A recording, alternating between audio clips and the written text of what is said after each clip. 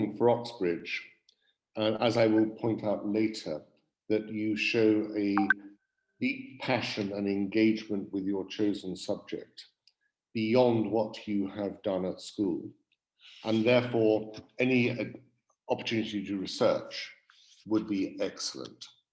So anyway, this is what I was talking about earlier. Oxford and Cambridge, beautiful places, but slightly different. But they are, okay, they're slightly different from each other, but they are quite different from other universities in the UK and probably other universities in the world, almost certainly. And there were the rankings I was talking about, but I was saying the rankings are less important than whether you are a fit for this college, this university. So let me start by introducing you to the way they work. Oxford and Cambridge are collegiate universities in a unique way that is not shared by other collegiate universities such as Yale or Durham. The university is actually a federation of colleges, and the colleges are the people who admit you to the university.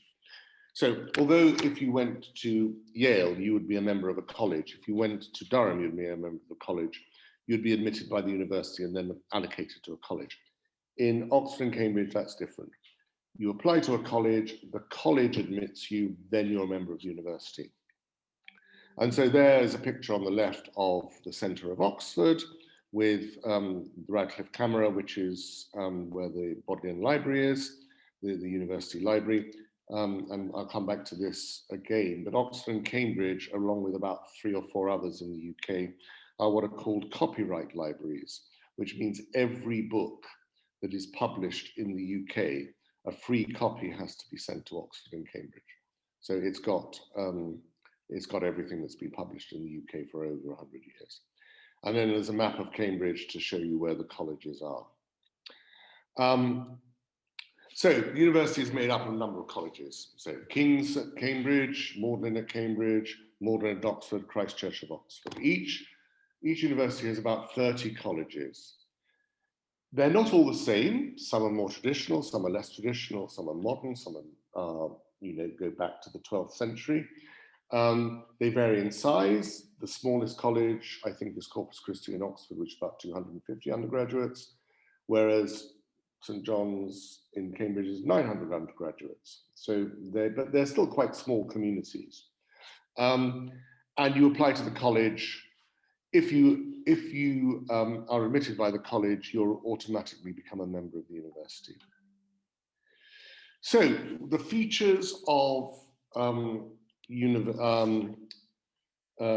Oxbridge colleges. On the left, there is a modern college in Oxford, St. Catherine's. On the right is my own college in Cambridge, Magdalen, which is still the hall where people dine together, is still lit by candlelight, because when people were putting electricity into the halls in the 1920s, Magdalen couldn't afford it, so it stayed with candlelight. And then it realized that it was actually quite trendy to have candlelight formal dinners, so that's what's going on there.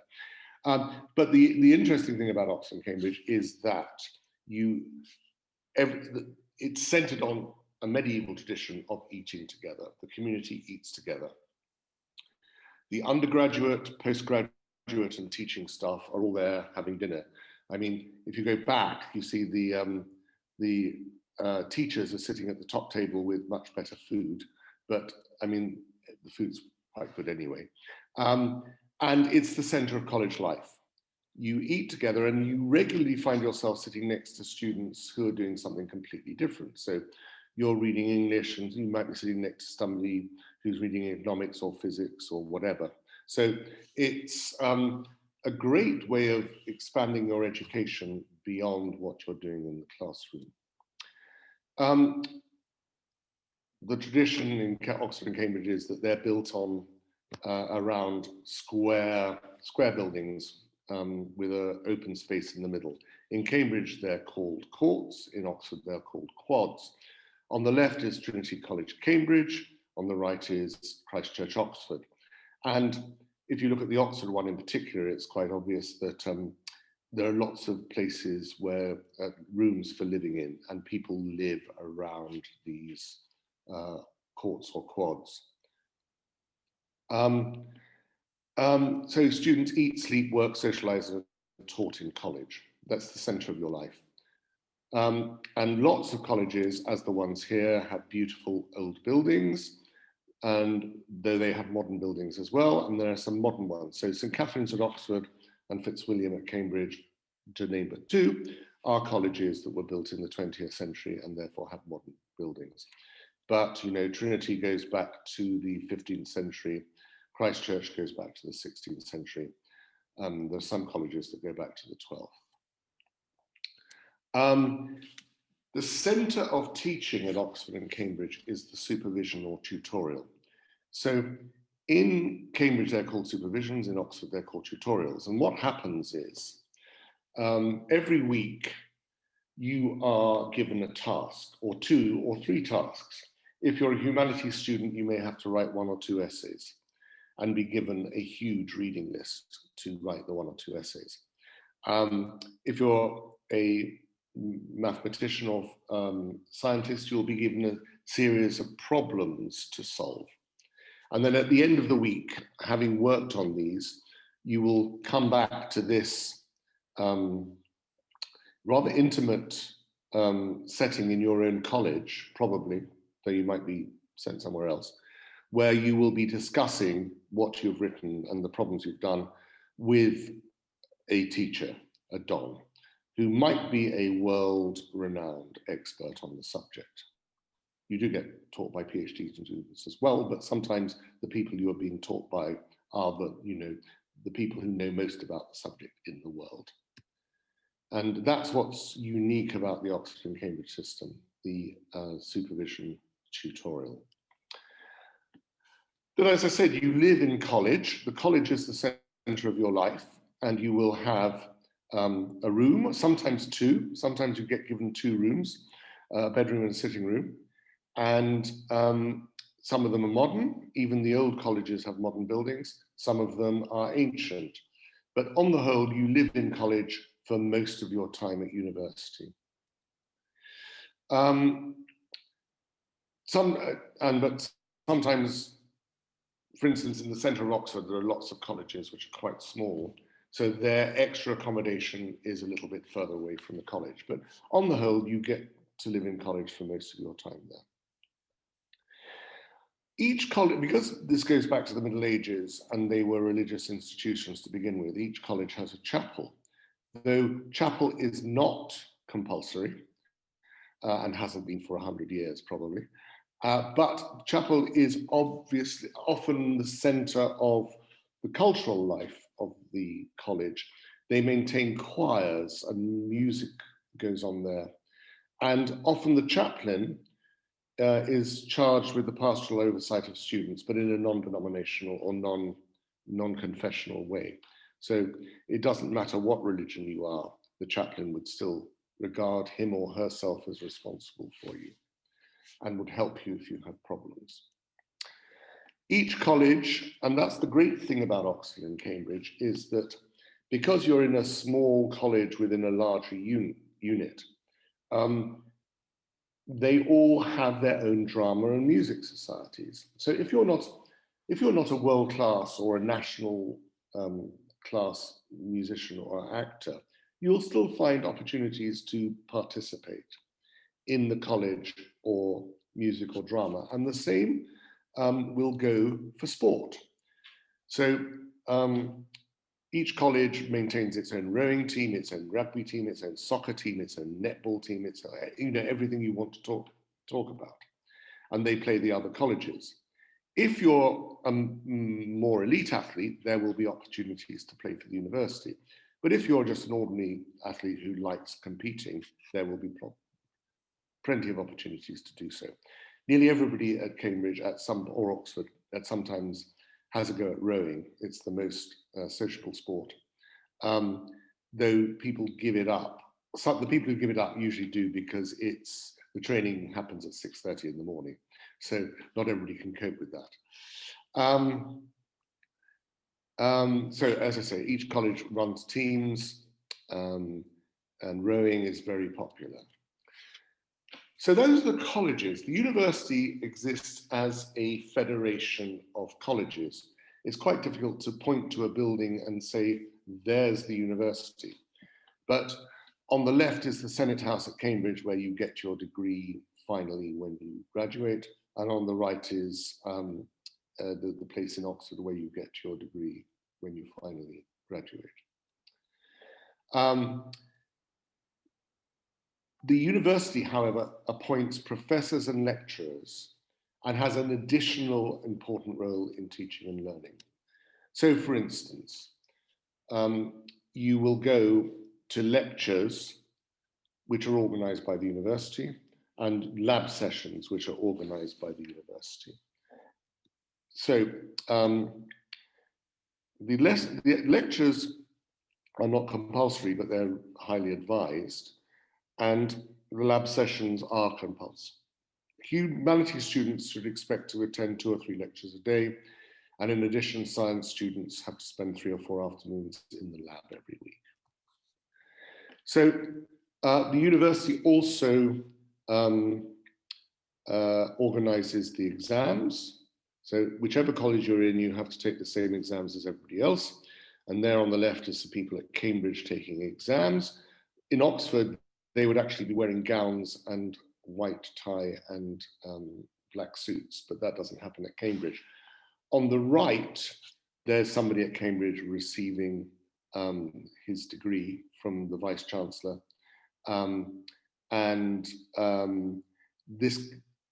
This is a very medieval ceremony. It's all in Latin, but it goes back to the Middle Ages. And parents, on the whole, tend to like it quite a lot. So, yeah, the university is responsible for setting and marking exams and for awarding degrees. The university is also responsible for, has cross-collegiate clubs. So where, you know, if you place rugby for the university, or you're almost of national standard. If you row for the university, you're definitely of national standard. A lot of people who row for the universities end up in Olympic teams. They also have, that's on the left, you've got some rugby going on. That's Cambridge winning, because Cambridge are the light blues, Oxford are the dark blues. On the right, you have the Oxford Union, which has produced many, many prime ministers, and it's a debating society, which, as you can see, is based on the House of Commons, where you have the Speaker in the middle and then people sitting on right and left.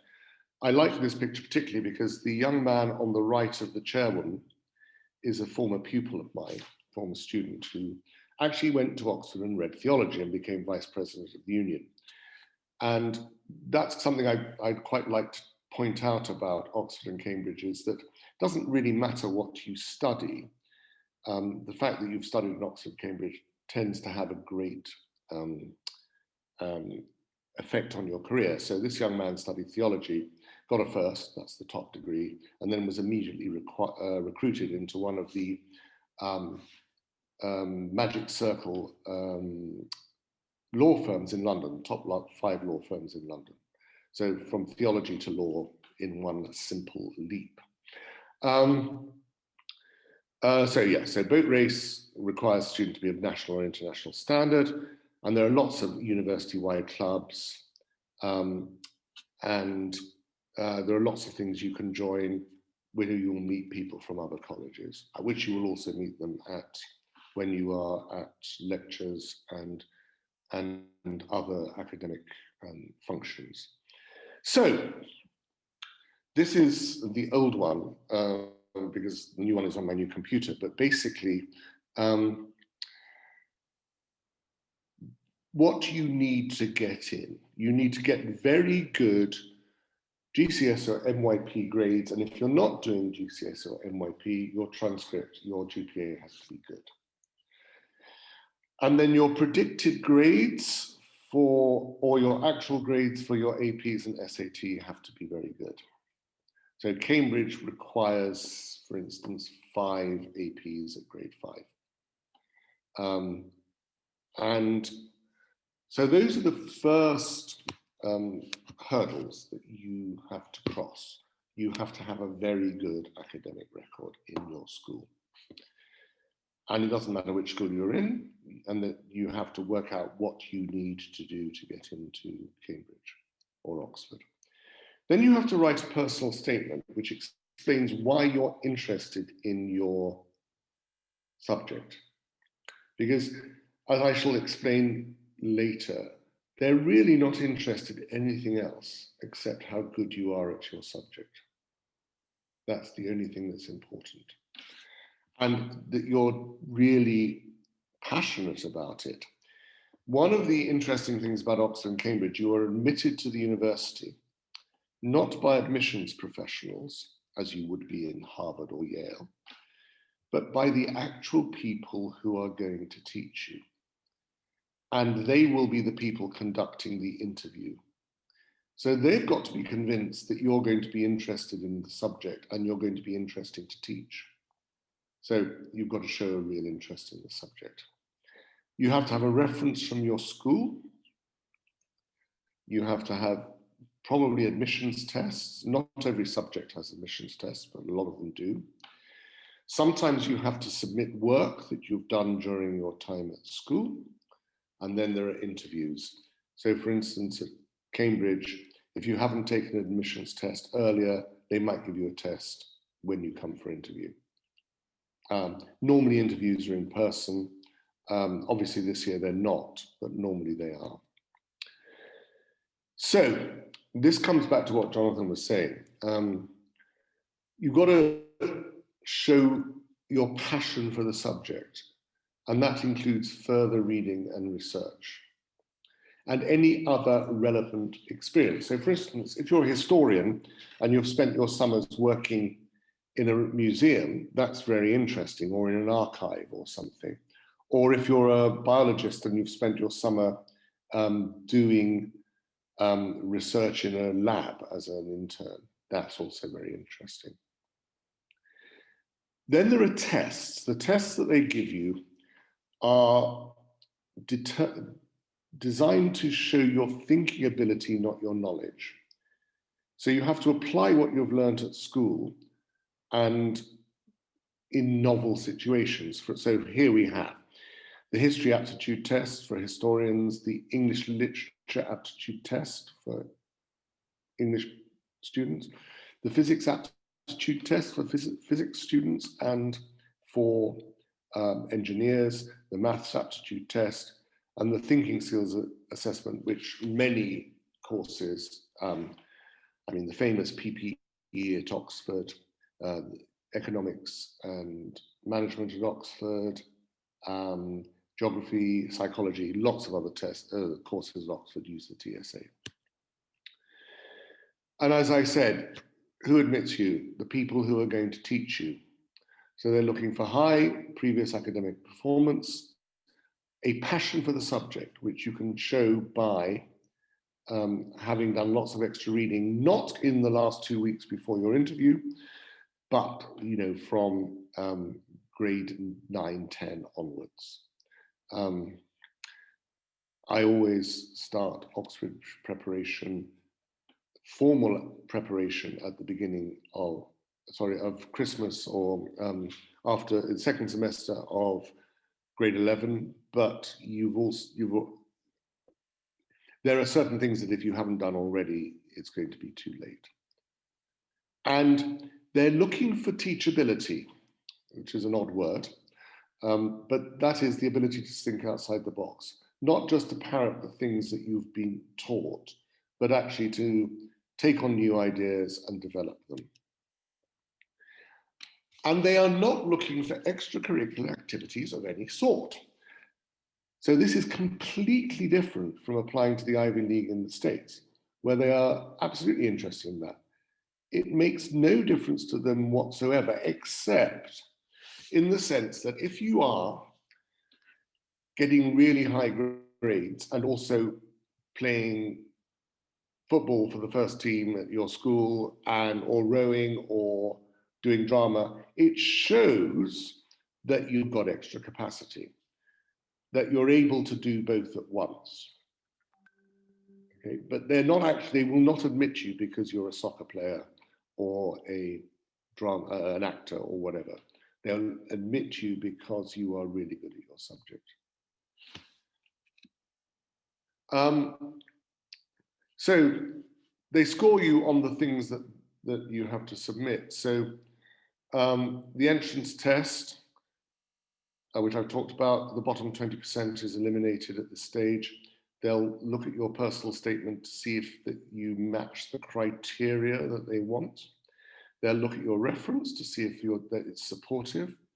They'll look at submitted work to see if it shows that you can think, and they will then interview you. And all these things will be taken together and they will decide whether you have a place or not. And the interview is about teachability. It's a mini tutorial or supervision. So it's not about what you know. They may check what you've written in your personal statement, so you have to know your personal statement inside out.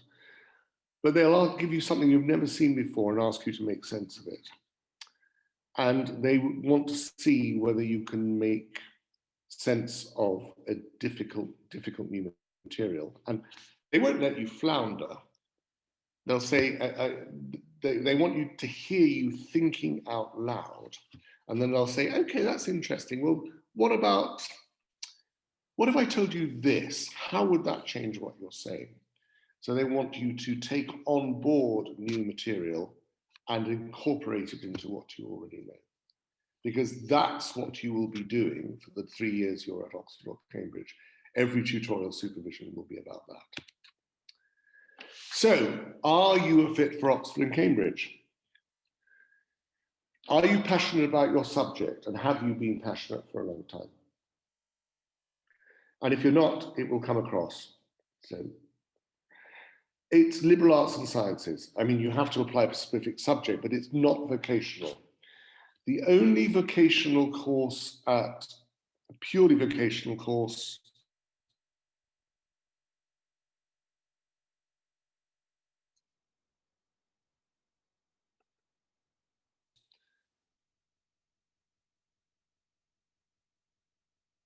is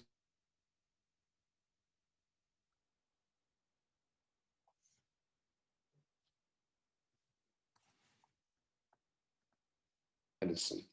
Even law and architecture, although they lead to vocational outcomes, they're not so much interested in the fact that you want to be a lawyer and architect, but are you passionate about law and architecture? Are you interested in them? The mini tutorial, that is the interview, will see whether you're suited to this. Francis, I think when you're talking about the only vocational degree, your voice dipped out for 30 seconds or so. If you don't mind reading all the way to architecture. Okay, law and architecture are not, I mean, they have vocational outcomes, but the people admitting you are not so much interested in you want to be a lawyer and architect, but are you interested in law and architecture as academic subjects? Okay. So you've got to be independent, learner, a self-starter, well-organized and good under pressure. One of the reasons you have to be good under pressure is that Oxford and Cambridge have 3 8-week terms.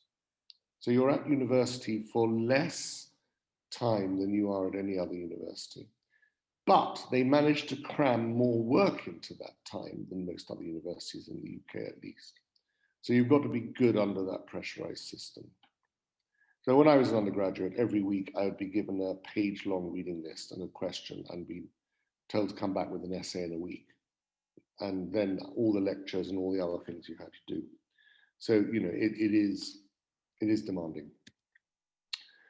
So if you're in grades 10 and 11, your GPA is important. Whether it's GCSE, MYP, or whatever else it is, that's important. It's important that your students are going to, your teachers are going to give you good predicted grades. It's important that you've done further reading and research, relevant work experience or activities. The only work experience they're interested in is relevant working experience to the subject that you're interested in. So one of the ways students can help themselves is form into self-study groups. One year when I was at my school in England, we got 4 people into Cambridge to do maths, which is actually quite good. That's pretty good.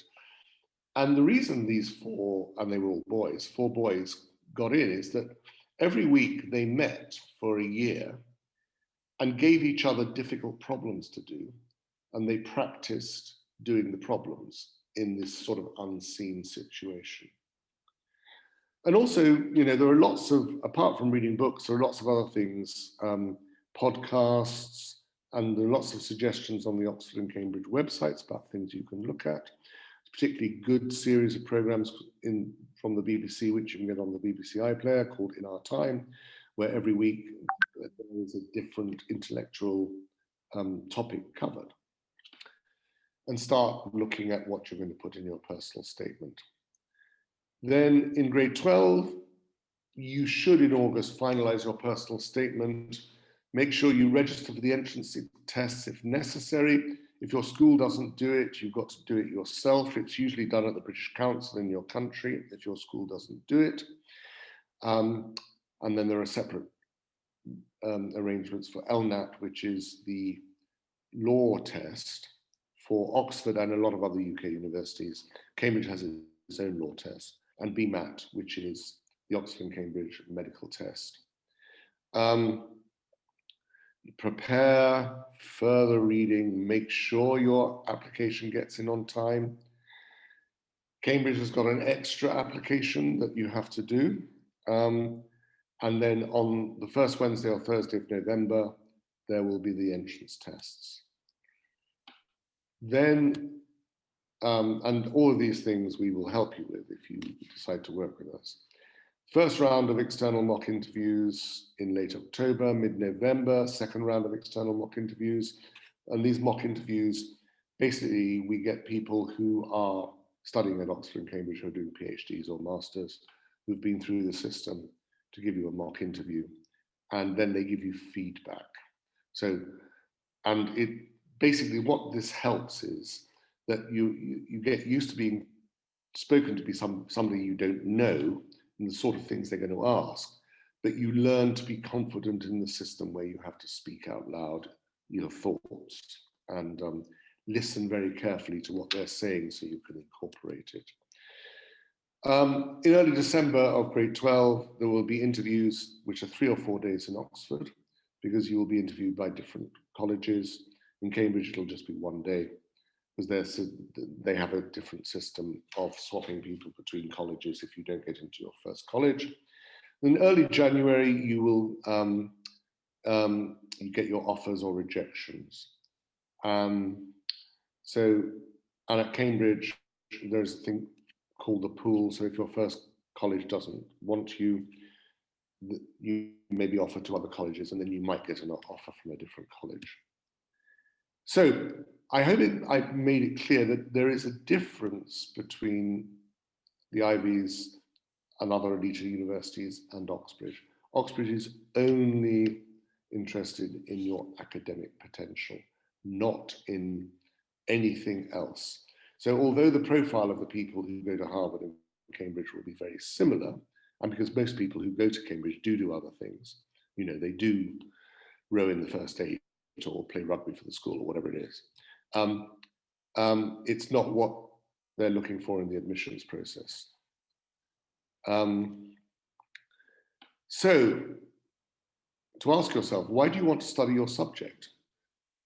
There's no point in saying, I want to go to Cambridge because it's prestigious. You've got to go say, I want to go to Cambridge because I want to study this, and this is why I want to go there.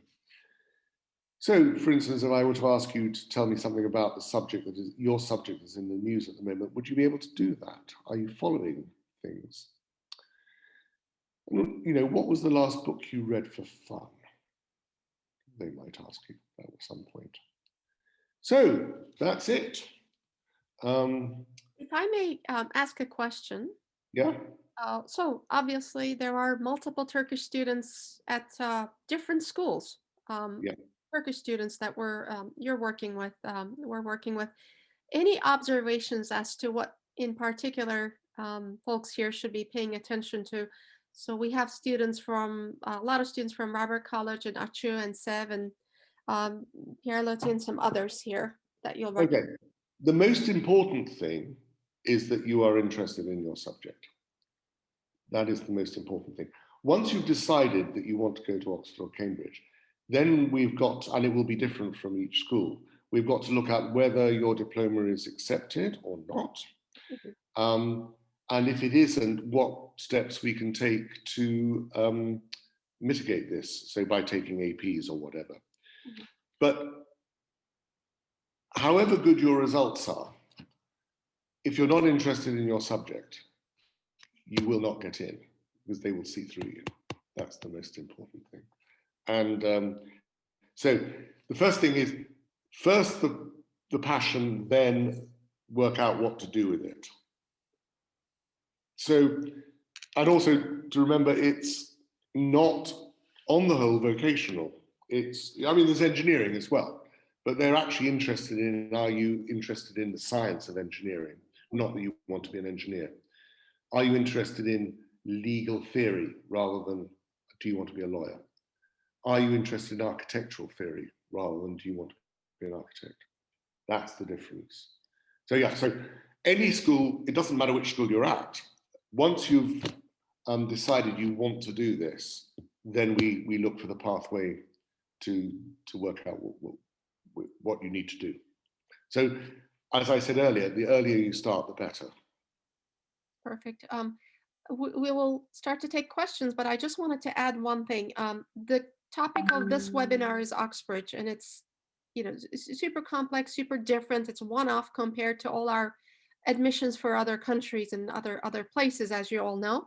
But one thing we want to highlight is as we work with Francis works with folks, we work with folks for Oxbridge. We also do US, Europe, Asia admissions, and it's usually the way families look at this is they apply in a few different markets so they can evaluate their options, and that includes the UK.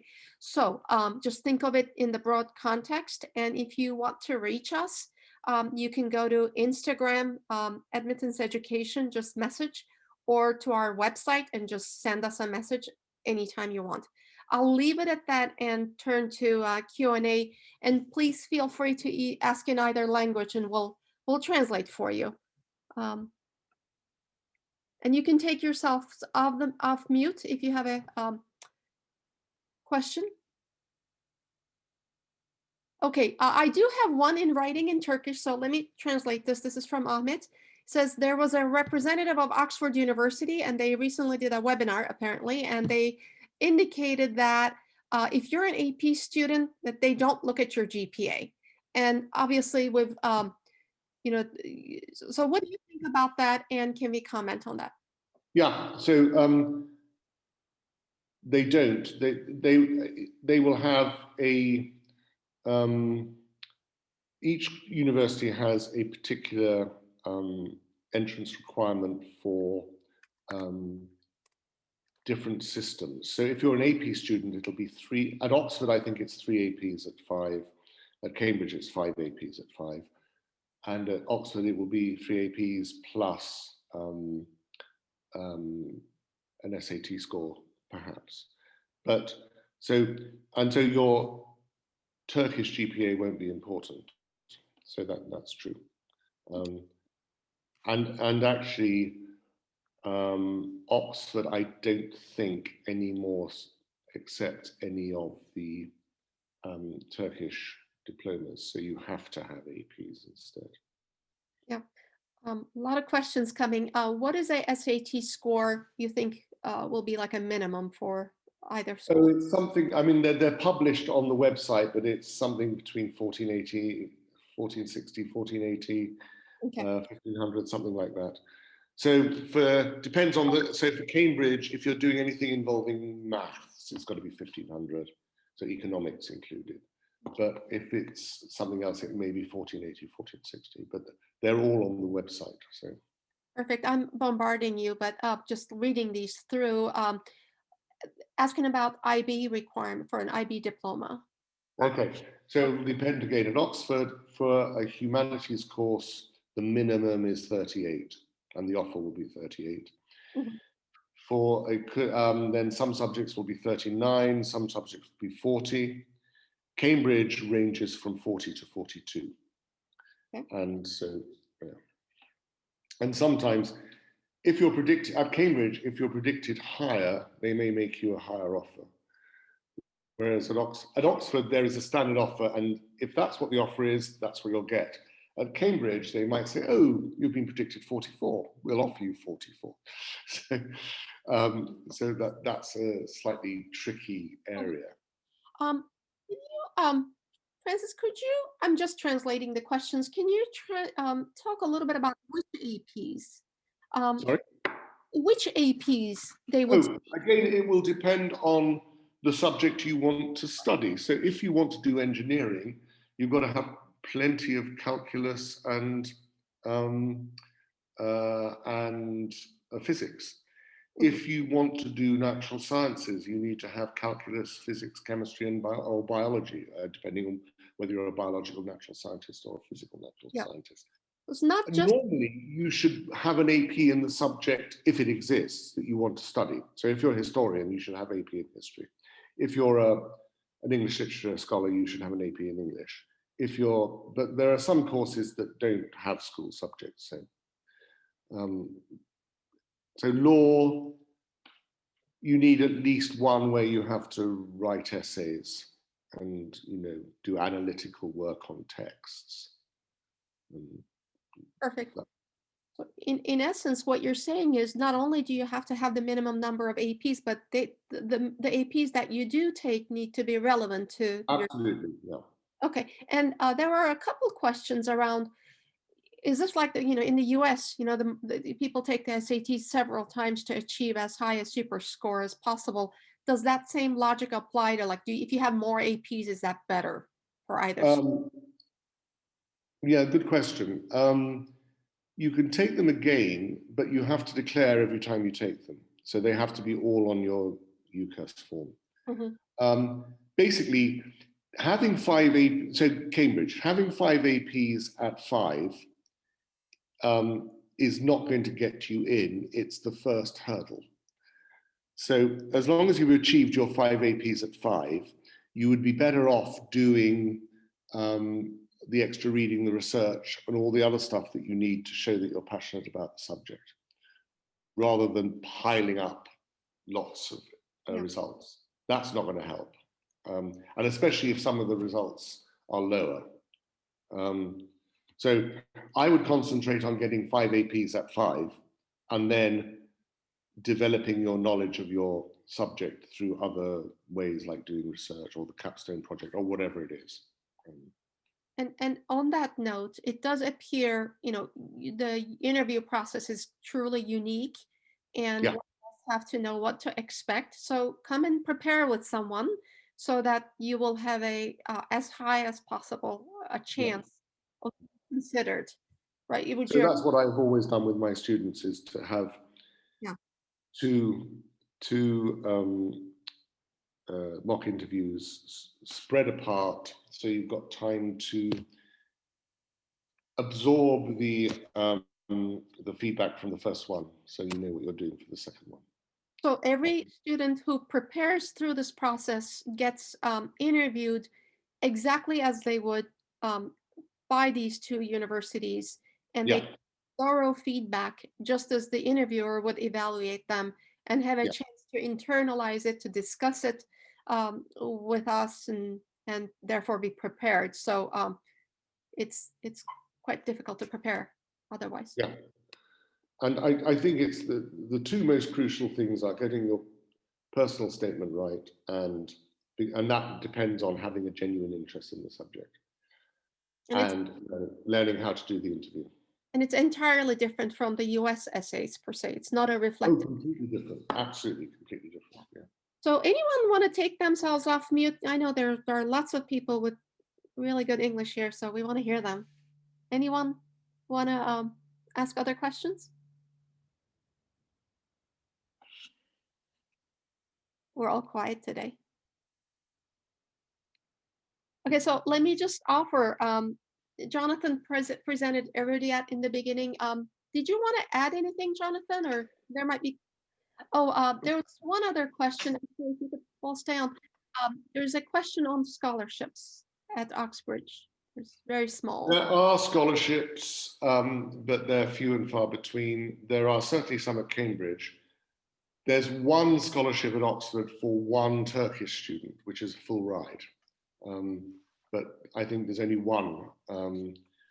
So financial aid in the UK is there, but it's not certainly not going to mostly cover the whole thing. Yeah. It's not like the US. No. Well,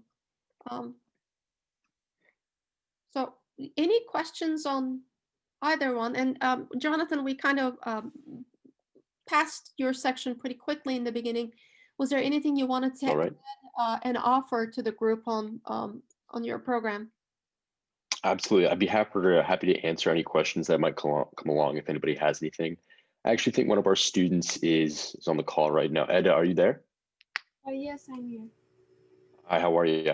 Would you be able to talk about your experience in the program so far and what you're doing right now? Just as a quick summary.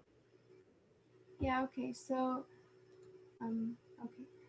I started a month ago, and my topic is about the effect of toxoplasmosis on the mammalian behavior and brain.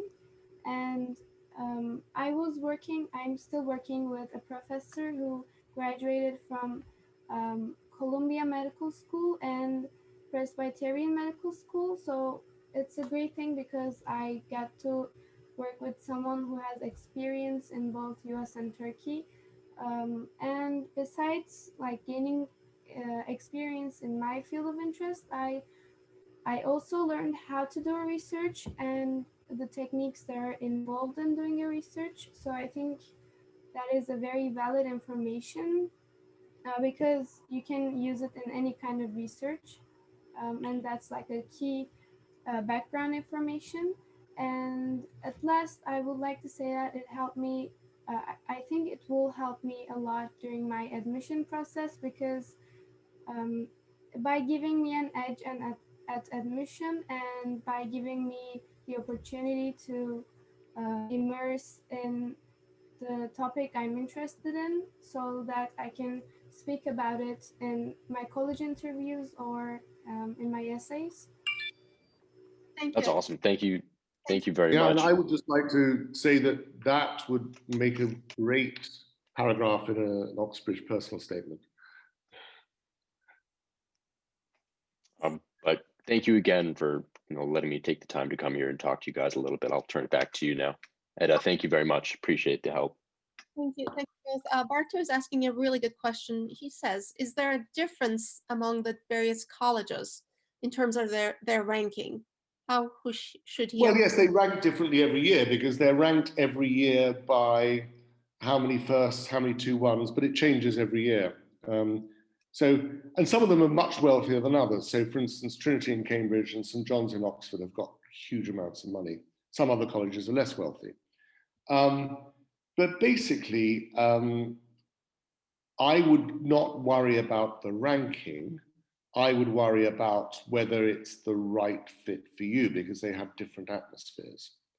You're going to get a very good education at all of them. And, sometimes a college will be top of the table, sometimes it'll be mid-table, but it'll depend on every year where the students are. How many get first and how many get 2-1s that year. But I would look more at the, and the other thing is, okay, in your college, you will have a director of studies, somebody who is in charge of you, but he or she won't teach you everything because especially in the second and third year, you'll need to be taught by somebody who's has much more expertise. So you'll be sent to different colleges for your supervisions or tutorials, depending on the papers you're taking, depending on the subjects you're studying. So although you are based in a college, you will be moving around the university anyway. So what's more important is really do you like the atmosphere of the college? But the proviso is, the system is such that you may apply to one college and end up in another one. So you've just got to be prepared to accept that. And the research is, I mean, I don't know how anecdotal this is, but most people really enjoy the college they actually end up in. So it doesn't really matter. I'm going to read a couple more that have come through. I'm going to just ask a couple at a time. These are quick ones. Is there a limitation in accepting foreign students? Is there a quota? And somebody asked if it matters which high school in Turkey they graduated from. Yes. First of all, not usually, because apart from medicine. Medicine, there is a tiny proportion of overseas students. Other subjects, no. Certainly, I've seen lists on Oxford and Cambridge, and I would have to look them up, which say that they will accept the diploma from these high schools and not others. But that's all available on the web. Mm-hmm. But if you take your APs and you can fulfill the criteria, you could be at, Yes, precisely. And, precisely. Okay. So Mrs. Altan's asking if the cost of each college is the same. Yes, because the fee is set by the faculty, not by the college. There is a college fee as well, but that's a very minor part of the overall fee. So, for instance, medicine is going to be very expensive. Mm-hmm. But other subjects that don't involve laboratories will be less expensive. So, excellent. Thank you. I know we're past 10. I'm happy to stay if if you have any other questions and just chat.